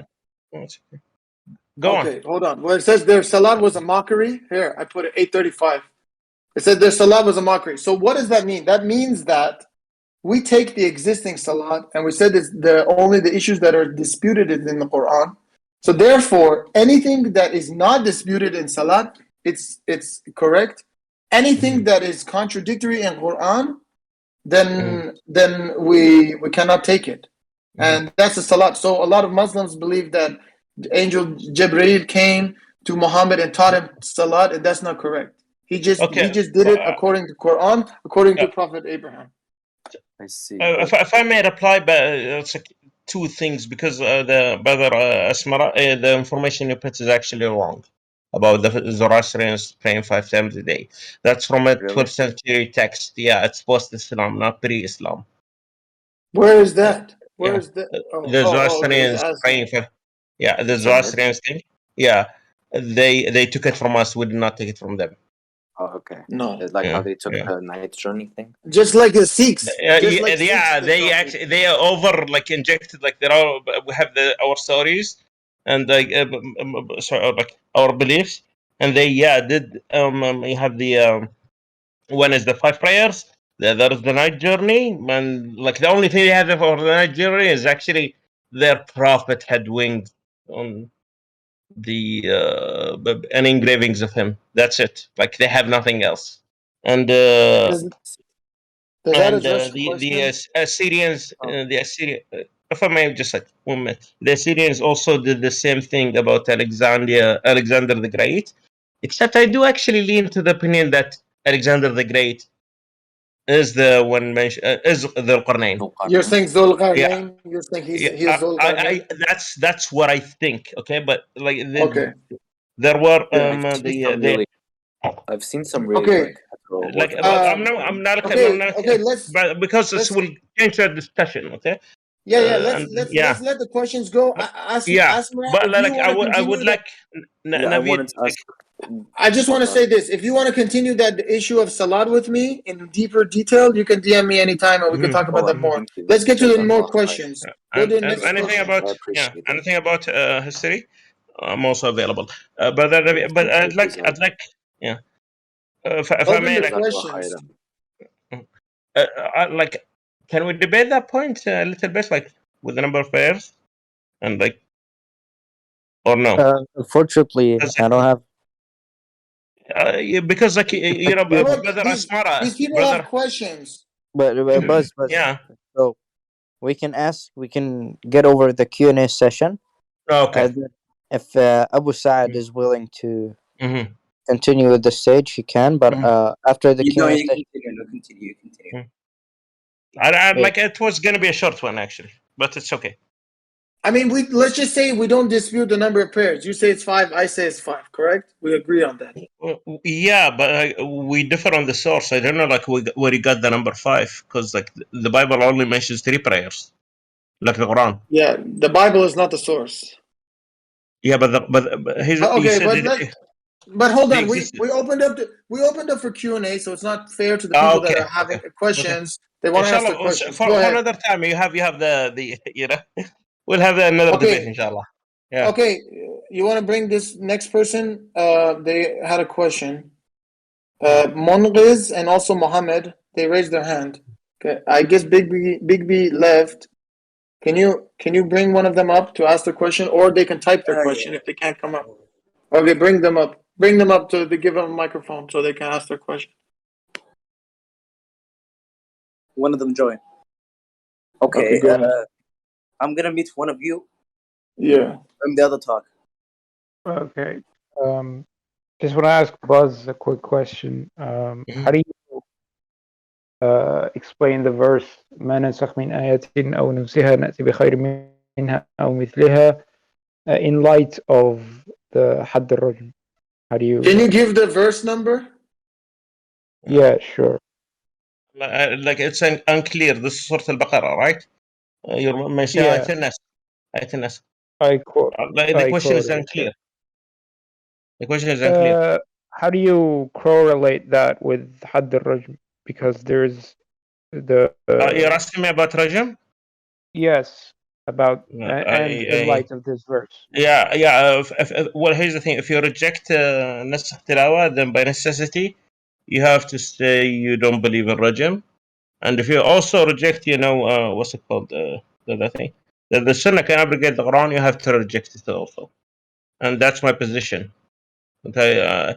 Here's the thing: like, I don't care, to be honest, because like I believe treacherous people can be crucified. It's not about the stoning or whatnot. It's just I don't have enough evidence to say it is or it's not. You see? Otherwise, Can I comment on this? Can I comment? Is this not? Is this? If this question is not for me, then I don't have to. I don't have to answer if you don't want me to. Yeah, you can comment, but if the brother want to finish. Yeah, it's because the verses clearly says that there is no abrogation except without replacement. A better verse or a similar verse, but this is all completely gone. Mm-hmm. Yes. This is like there's actually an opinion that some modernists do hold, like, but it's actually the first people to hold it are the Khawarij and the Mu'tazila. And I am a bit of a Mu'tazili, a bit. So you're tiny thing about it, huh? Okay. I do ta'wil tafwid. Okay, can I just comment quickly on this? I think Quran. It's a joke. Can I just answer this real quickly? So this, as explained, this is not reference to ayah. So it's and anytime he used the Arabic word in the singular form, it's respect to a sign, a miracle, or the entire Quran. It's not talking about specific verses. And he gives more details about that in the text. No, Mike. Okay, the Muhammad had a question. You can bring him up. So you left by his own, okay. Right. No, Muhammad God. Why do you leave? Let him speak. You muted him. He cannot. I muted him. He left. Well, go no, he's here. Yeah, I'm good.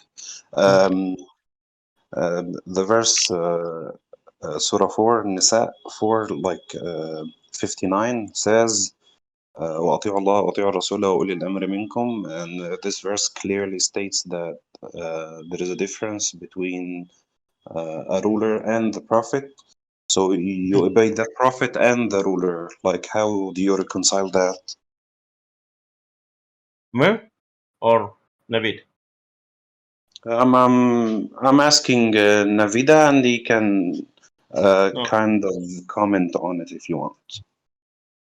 Yeah, so I mean, this is a common verse that gets brought up when we talk about these topics. It's very common. So 459. Let's see. Let's see the translation that we have here. Basically, here. So this is kind of consistent. It's not really a disputed. Okay, so when you believe, you shall obey God, you shall obey the messenger and those in charge among you. So I don't understand. Are you saying, so if you have any dispute in any matter, you should refer to God and the messenger?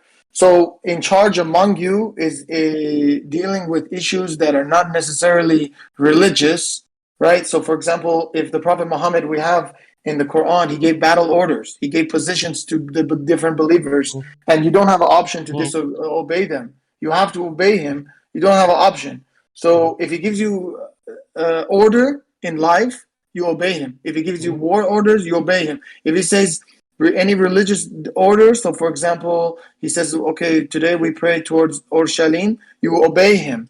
So, but those in charge among you is specifically talking about that era.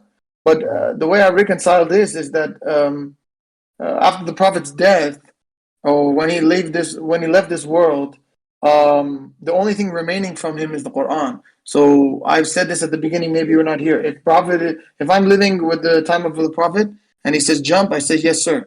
If he says do this, pray to China, I say yes, sir. Anything. But as soon as this right during his life, but as soon as he's gone, the only rule of law is the Quran. If I make a comment on that, the one thing is like, if it's like the time of the Prophet, then how is it like if it's during the time of the Prophet and not religious? Then why is Allah Subhanahu wa Taala also mentioned? Yeah, because Allah Subhanahu wa Taala is not going to be the one that says, "Hey, go fight." He's going to tell the Prophet to tell the others go fight. So yeah, you have to sacrifice one in the way I see it. Yeah, this or that.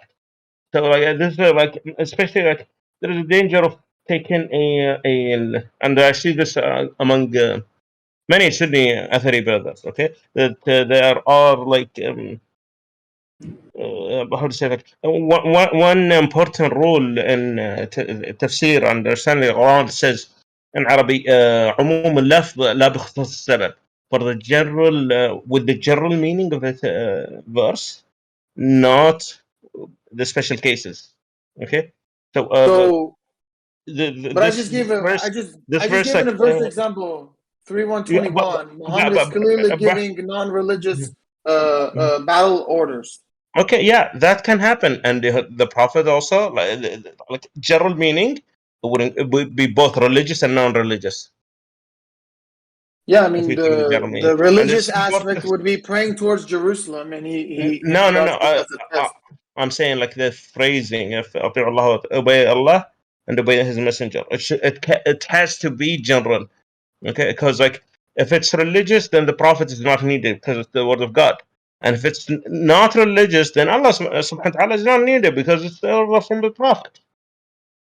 You see, and this is like there are like another verse like I forgot it, like if someone can help me with it. قولها عربي. حتى وشو فيما شجر بينهم فيما شجر بينهم اي فيما شجر بينهم والله لا يؤمن حتى يحكموك فيما قصدك ان the verse that says if you have any discussions or differences go to the Allah and the Messenger. No, another one in Arabic like فيما شجر بينهم ثم حكم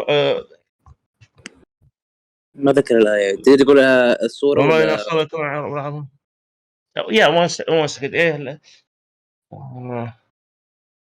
ما شجر بينكم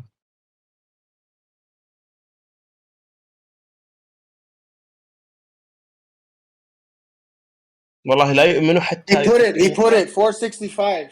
He put it. It's Nisa 4 verse 65. He put it for you. Yeah, it's this one. He put the Arabic for you also. Yeah. حتى يحكموك فيما شجر بينهم. Yeah, that's fine. We're taking his judgment. But we go to him. He gives judgment. That's fine. But like, what is the prophet right now? He's not here, so he can't do that. I mean, we do agree that he's not here, but his teachings are still here, I would say. And he's not dead, he just died. Okay, I mean, we don't have to debate that. All right, this guy has a question for a long time. Zaydan? Okay, go ahead. Saddam, he already got the request. He didn't even accept it. Zaydan, are you here? Can you type in no mic? Do you have a question? Do you want to type your question? And if he's not around, does anyone else here? There's 11 people in the audience. Does anyone else have any questions? Just one thing, like, with us coming from both sides, from both you and Quran Talk, like, you know that we agree on the verses, Quran Talk, you know, like, like general thing. You know that we agree them with the verses that you mentioned. We're also saying that the Quran also orders us to follow the Prophet. Yeah, but the problem is that many things. One, the Prophet we can discuss the historicity of Hadith some other time. But that's not the topic. I mean, yeah, that is a topic, historicity, but we're talking about religious law, right? So if the Prophet gives an order, he does not give any religious law that's outside the Quran. Like, this is clear. Then where's stoning? Where's stoning come from? Again, bro. There are people who believe it's abrogative. There are people who don't believe in it at all. Okay, because actually, like, here's the thing: there are people who were stoned by the Prophet. It's just it so happened that they were Jews, and that's what the Torah says. Believe? Wait a minute. You believe the Prophet stoned people? Yeah, two Jewish men and women, if I'm not mistaken. But there is no Quranic basis for that. Yeah, but they're Jewish. In fact, like, there is Quranic basis, but it's kind of like. No. I mean, don't you think it's a big deal? No, Navid, bro. Are you familiar with the Pact of Medina? I know about that story. Yeah. You know about the Pact of Medina? Well, I know about the story and the pact and all these things you're talking about. About the pact, yeah. The Prophet, yeah, but that's not what I'm talking about. But I'm saying that there are multiple hadith, bro. I understand there are multiple hadith. I'm not disputing that there are multiple hadith. What I'm saying is, if you are issuing stoning for any kind of punishment, it needs to be in the Quran. It's not a small thing. No, they're not Muslim. The ones who were punished were not Muslim. It doesn't matter. No, the Quran is not just they're punished by their own everybody. belief. No, they were punished according to their own beliefs. Yeah, they were like Jewish. They're Jewish. It doesn't work like that. No, it does work like that because that's what the Pact of Medina is. That's really wrong. Wait, hold on. Before you go there, but يا أخي ما عاقبوهم عشانهم كانوا يهود. They did not punish them because they were Jews. They punished them because there was a pact in Medina with the Muslims and Jews, and the Jews, backstabbed the Muslims during a dire battle. So they punished them because they went against the pact with them and the Muslims. They did not kill the Muslims. They did not punish them because they're Jews. I mean, if they did, then Jews wouldn't exist for like when the Muslims joined the. I mean, not joined. Was in the Medina way before. So absolutely. أخي, you're wrong on this. You gotta like. I mean, maybe you're يعني تقصد إنه هو الحق بس أنت قلت خلطة بالإنجليزي. أوكي. خلاص بصير مثلي. تعال اقبل اوكي انت على فكره اذا تسوي ميوت على واحد يطلع على طول الميوت. Okay. Anybody have who's Pike? Pike has a question. Just one thing, like, I would like to reply to Buzaed because I think like he greatly misunderstood what I said. Okay. I'm talking about like a hadith mentioning 2 Jews that were stoned in the time of the Prophet, okay? And the reason is it's because they committed adultery, okay? And that's the ruling in the Torah, okay? 4 Jews, okay? Yeah, 4 Jews. That's the Pact of Medina stipulated that the non-Muslim will be judged by their own belief, okay? Not by our standard, okay? I But know, the I understand. arbitrator, okay, but the But the arbitrator and problem, the judge, the problem is that when you said that, you meant like everyone heard about that. I'm pretty sure that they think that you meant that the Jews were killed because they were Jews. That's it. They were no, Jews. no, no, no, no, no, no, no, no, no. I was saying from the start because that's what they believe. The Jews, that's what the Jews believe. Yeah, but I know, Yeah. what I meant. But I think you worded different, like wrongly when you're trying to say that. فاهمني قصدي. فهمتك. I will just like clarify it again. Not because they were Jews, not because of anything. It's the Torah itself mandates that an adulterer would be stoned. But I believe the And Torah is that's why they distorted. were stoned. Huh? Yeah, That's why but they were. I believe. Yeah, but I don't believe. You and I agree on that. Hold on. I don't believe that the Prophet Muhammad said to himself that I'm going to rule based on the corrupted Torah. That's not even righteous. That's not even Quranic. The whole point of the Quran is these previous scriptures are corrupted beyond repair. So he's not going to say, okay, you're Jewish, so now I'm going to judge you and I'm going to use the laws from a corrupted doctrine. It doesn't work like that. He's not going to do that. He's only going to uphold the Quran regardless of your religion. I'm gonna like state it time and time again because like this like, but there is an ayah in the Quran forcing Muslims to accept their contract, to be beholden to their contract, to their pact. Okay? أوفوا العهود. You're talking about 9, you're talking about Surah Toba or Barat. You're talking about verse 9. No, أوفوا العهود. Fulfill your contracts. You know, yeah, but what does that have to do with stoning? Hold on. Wait. You're mixing issues. You're talking about adultery, and now you're talking about war. No, I'm not talking about war. I'm talking about. Can you bring the verse? Relax. 1 second, I think you'll see it. Now, we are required to fulfill our terms, right? Like if we stipulate something and we make a contract based on it, then we are, by the order of the Quran, supposed to follow that contract. Right? Sulh al-Hudaybiyah was not in the favor of Muslims, but we were required to follow it. Okay, right? So let me give Okay, now here's the thing: when the Prophet went to Medina, the Aus and Khazraj made him the arbitrator, and the Jews were not were how to say that? There were 13 Jewish tribes there, or maybe a few more. Okay, and their terms for accepting the Pact of Medina that they will not contribute to any infighting within Medina, regardless of anyone's religion in Medina.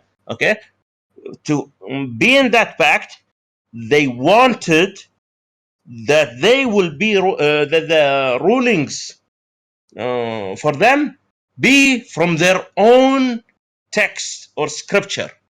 Okay, it's just the Prophet is the arbitrator, but he's arbitrating based on what? For the Jews, the Torah. Okay, and here's the thing: if you think that's too much, bro, like again, can I just give me a chance to respond now? You made your case. Now let me respond. We just put a verse in the Quran 548. It literally says, then we reveal to you this scripture truthfully, confirming previous scriptures and superseding them.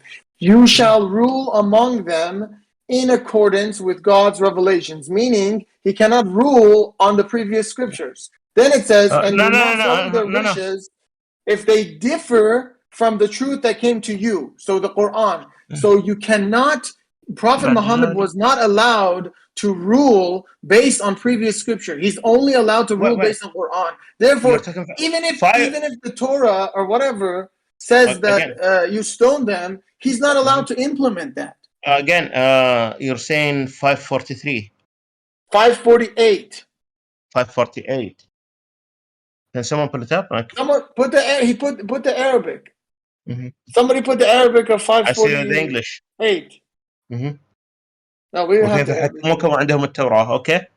وأنزل Arabic. كتاب الحق مصدقا لما بين يديه الكتاب ومن بينهم عليه فاحكم بينهم بما أنزل الله ولا تتبع هواهم عما جاءك من الحق. Okay. What's the issue? He cannot rule with the previous scripture. It's done. Yeah.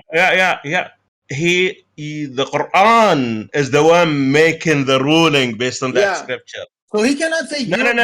The Quran is telling the Prophet you cannot break your contract. So that supersedes their whims. It's telling them here, do not follow their whims. And the Prophet would not follow their whims, okay? And they have the Torah too, okay? And they keep playing a game with it, okay? But the Prophet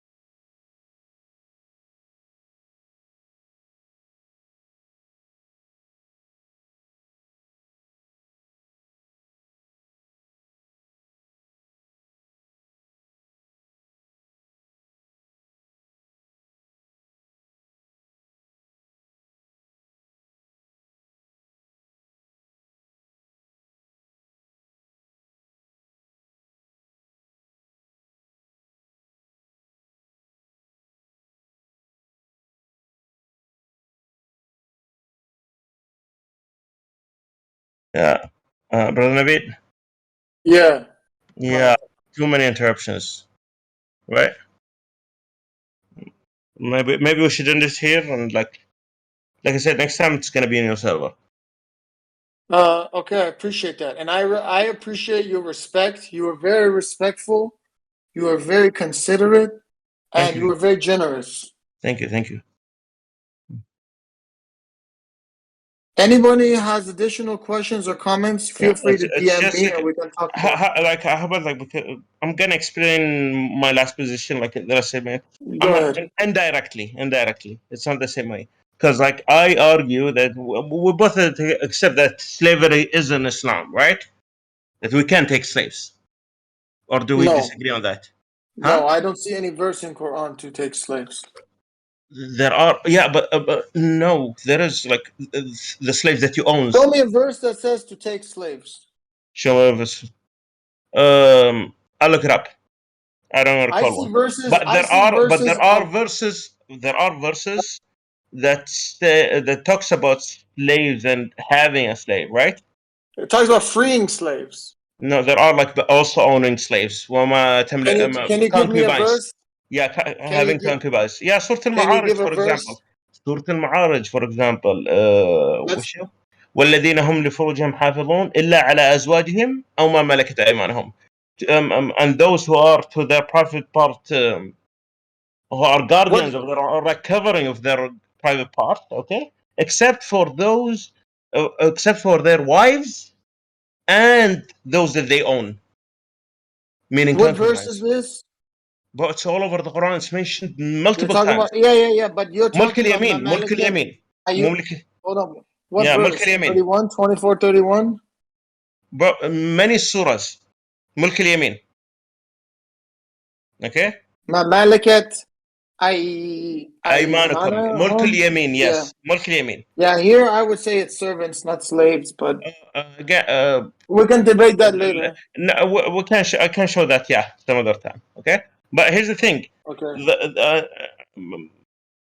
Let's say, for the sake of argument, that it is slavery. I can't prove that, by the way, but this will take it too long. Yeah, If we go, yeah. But so, let's say, let's accept for the sake of we already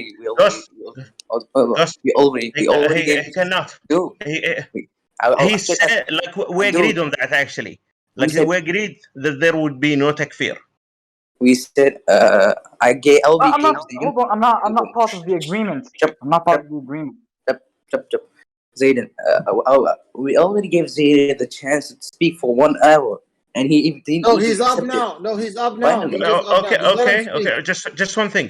Any Buzaed, I just want you to know. That's why I didn't want to come here, is because I got takfired and it got shut down 5 times. One more. Okay, yeah. One more takfir and I'm leaving actually. Okay, no issue.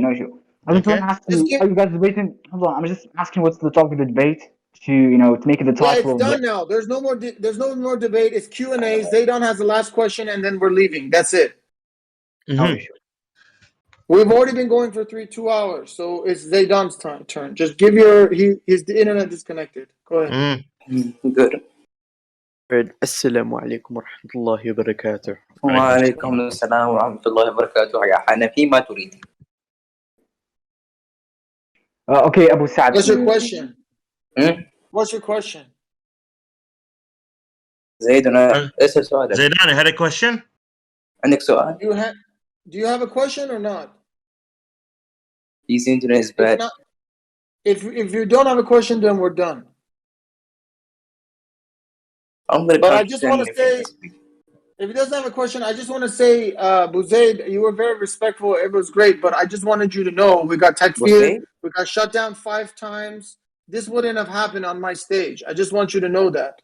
I really hope that this would not happen here, but Dude, I apologize. The reason why we got here because someone wasn't even responsible enough to moderate here. I'm not gonna name them. Hold on, anyway, they were. Big B was moderator. I want to ask something. How takfir is being disrespectful? Like, all right, we're done. Hold on, takfir is completely irrelevant to you being objective and respectful. Like, here's the thing. Takfir is unhealthy to the discussion, first of all. Okay. Second of all, who are you to do takfir? You can only do takfir of acts and beliefs, not people. Do you want that from Shaykh al-Islam? Do you want me to quote him or no? I know. Are you mujtahid? I'm not a mujtahid, but I know. Are you mufti? No, I'm not. Okay, then you cannot do takfir. You can only describe an action and a belief as kufr, but not a person. Why? Why? Because you're not a mufti. Nor are you actually a faqih. Nor do you know what's in his heart. Hold on. He's a sheikh in Discord, come on. I'm not a sheikh. Hold on, I'm just going to explain myself because methodology of Ahl Sunnah in takfir is the Hujjah is established. I don't call myself Sunni. That doesn't really matter to me. Here's the thing. Tradition does not matter. Bring proof. Naql, please. Okay. I don't know, to be honest. Like, you have naql? Well, and that like one thing, like, thank the Sha'ara for making the guy who's leaning toward Tizal to always say, give me naql. Hold on a second. I'm certain there is proof and dalil behind the methodology of takfir. Do you have naql that you can make takfir? Brother, I did not bring, there is no naql. So you want to rely on aql? Okay, I actually have no problem with that. You just need to show me that it's deductive, not inductive. Hold on, brother. I'm talking about the methodology of takfir. That the person has, hujjah has to be established upon him, has to commit kufr. And hold on a second. I think that's it. Still, you don't know enough for you to make that judgment. You specifically, as a person, don't know enough to make that judgment. Okay. Hey, Buzaed, I just want to thank you again, and I'm leaving. Thank you very much for this conversation. I really appreciate it. Assalamu alaikum, everybody. الله يرحم والديك يا أخي. وادعو إلى سبيل ربك بالحكمة والموعظة الحسنة وجادلهم بالتي هي أحسن. حرام عليك يا أخي. ساعتين أنا شغال معه وأحاول أكون مؤدب مره واحده كذا كافر. انا على فكره كنت مثله، وقسم بالله لو صار فينا هالكلام، لو صار فينا ما قعدت، لان كنت hold on اخي hold on. I don't see how calling someone a kafir is being disrespectful. Like if you think that calling someone a kafir دقيقه يوحد الله هذا الرجال، يوحد الله. مش كافر يا سيدي، ما لا يؤمن بالله بالسنة. هذا يسمونه مؤول، مش كافر. ابن عثيمين يقول نفس الشيء. أخي. يقول المؤولة لا يكفرون. أخي لحظة. التأويل يكون كفرا في العقيدة، أما التأويل في الأحكام، يعني في الفقه، في الأحكام الشرعية فهو كفر. يعني مش أنت لا اللي تقوله كفر بس مش معناته انك كافر، لان المؤولين لا يكفرون. إذا أطلقت عليك، لانه هو لا ينكر عداء، ولا ينكر ظلما، ولا خصاما. أخي لحظة. هل هذا الشخص ينكر السنة؟ صدق؟ لا هذا اللي احاديث ورا بعض ما انكر اي واحد فيهم، ما انكر حديث نفسه. يعني بس لحظة، يعني هو اللي قال نحن لا ناخذ الشريعه من الحديث، هذا كلامه، وانا بظهر ان كلامه غلط. اوكي، وانا كنت مثله. لحظة يعني عندي سؤال. يعني إيه هو عنده رأي مثل رأي ابن سلمان؟ يعني الحدود لا تؤخذ من ما اعرف من ابن سلمان. الحدود لا تؤخذ من أحاديث الآحاد، يعني هذا هو رأيه. لا الحد، هذا رأي أنا كمان. هذا رأيي أنا كمان، ما له دخل. الأحاد غير، الحدود غير، والأحكام غير. هذا شيء وهذا شيء. أوكي، عطنا الحدود. وش هي الحدود؟ تقدر تعطيني 6 حدود؟ والله شوف، أنا مش يعني دارس شريعة ولا يعني حتى أعرف الحدود. لا هو شوف، هو هيدريان يعرف أنا إيش بقول. سمعنا هيدريان؟ الحدود مثل الزنا، مثل يعني حد الزنا، حد الغلبة، حد السرقة، يعني فيها جلد، فيها رجم، فيها قتل. وين من اللي عطاه ميوت هذا؟ اوكي. هيدريان قال الزنا والسرقة وايش؟ قوس السلفي. ردة. الردة. الحدود تؤخذ من القرآن. عطني 6 أو 7. تقدر تعطيني ولا لا؟ لحظة، عندي سؤال. لو انك تاخذ الحدود فقط من احاديث، من القرآن والاحاديث المتواترة، فماذا عن حديث حد اللواط؟ من فعل قوم لوط فاقتلوه. لا حول ولا قوة الا بالله. هذا القصة اللي قاعد تلف هنا. اخوي انت اصلا مش فاهم انت اصلا معنى حد. مش فاهم معنى حد. عارف الحد اللي هو لا يمكن تغييره، ثابت لا يمكن تغييره. اوكي، ومعروف عند الكل. اوكي، ومذكور في القرآن. هذا تعريف الحد. انت بتقول قانون، اي نعم في قوانين ثانية، اوكي، وفي تشريعات ثانية، بس الحدود لو اطلب منك تذكر الحدود اللي في القرآن ما راح تجاوب على نصهم. لحظة، عندي سؤال. يعني مثلا عقوبة اللواط يعني مش حد بالنسبة لك؟ انا ايه. لا، انا شو اسمه هذا ابو حنيف رايها المسألة، راي